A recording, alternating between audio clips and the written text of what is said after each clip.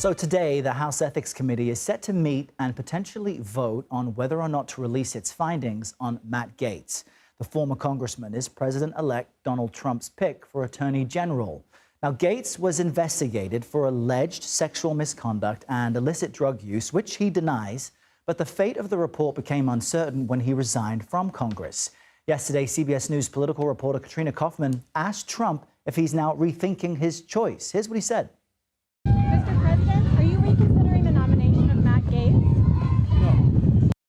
Clear and simple there, and we have team coverage for you on this morning. Katrina Kaufman monitoring the Trump transition from South Padre Island, Texas. But we want to start with CBS News congressional correspondent Scott MacFarlane. He's on Capitol Hill. And Scott, we first want to know from you how the Ethics Committee is likely to approach this significant vote, considering its importance.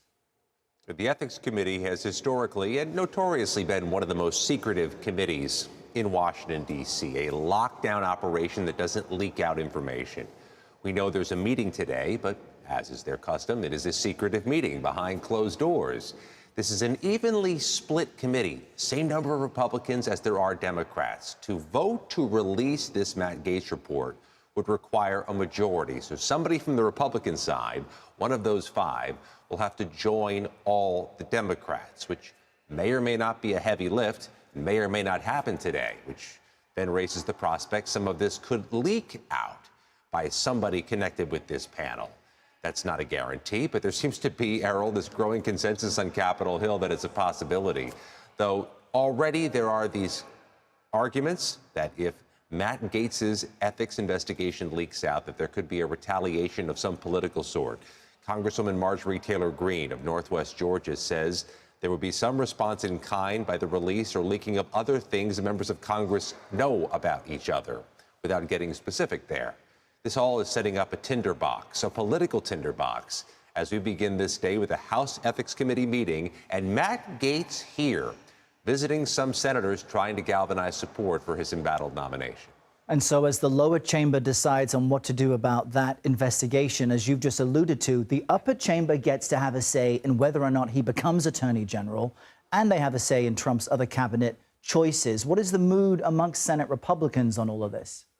Oh, the mood is fatigue. They are already tired of hearing questions about Matt Gaetz, but they better get accustomed to hearing questions about Matt Gaetz. This will continue as a drumbeat all the way to and through any confirmation hearings. Some simple math here, Errol. Simple math because it's early in the morning.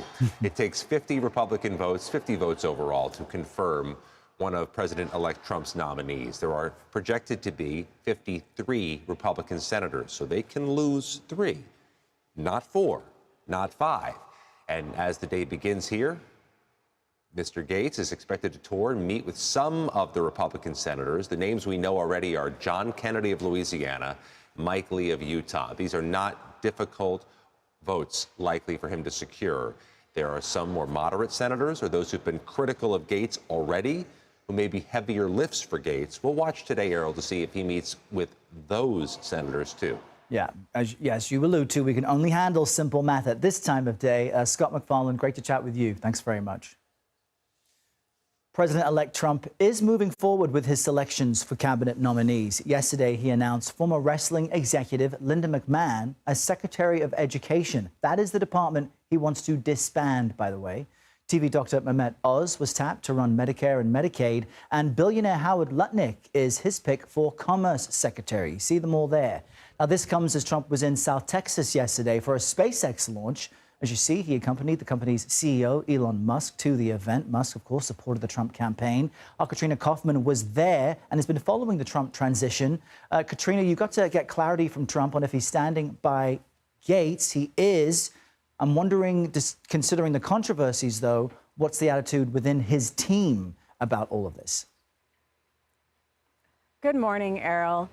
You know, the team was taken by surprise by these allegations, both against Gaetz and then Trump's pick for Defense Secretary Pete Hegseth, who over the weekend it was confirmed that he paid a woman who has accused him of sexual assault as part of a financial settlement agreement.